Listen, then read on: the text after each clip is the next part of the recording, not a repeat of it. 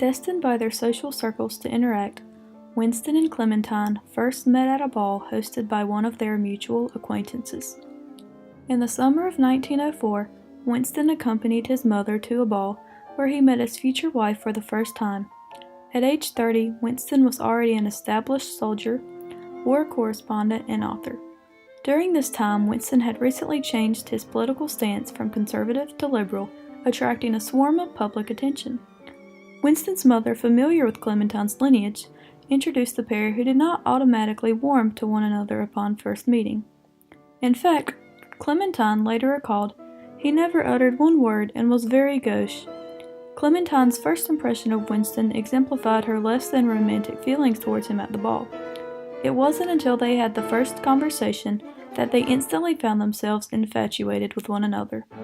The way they met exemplified the majority of couplings during their time, when people almost exclusively met and married people inside their socio-economic status in a system called endogamy. Their first meeting, one of circumstance and convenience, showed the importance of social capital to couplings during the early 20th century.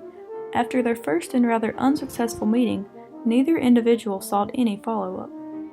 The pair's second meeting came 4 years after the first, during which time Clementine left her teen years and adolescence behind, and Winston continued to progress in his political status.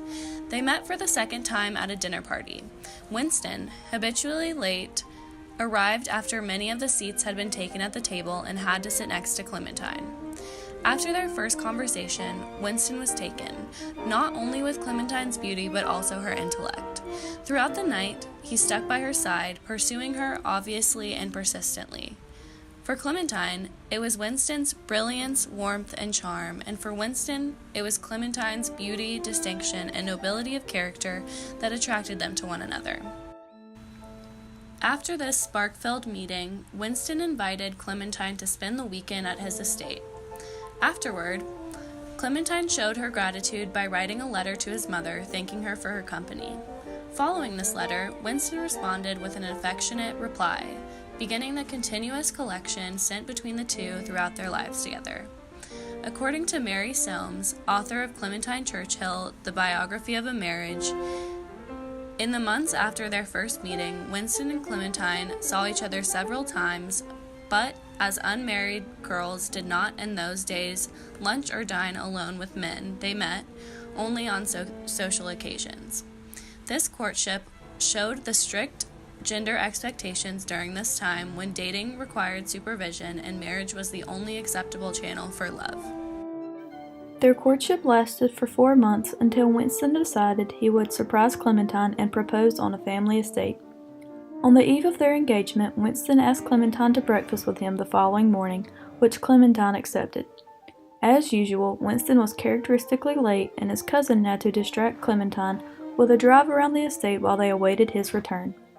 Finally, Winston arrived and led Clementine to the rose garden, where he declared his love and proposed. When they returned to their friends, they were engaged, and Winston ran to tell everyone he could. Clementine asked him to write a letter to her mother asking for her blessing, and he did.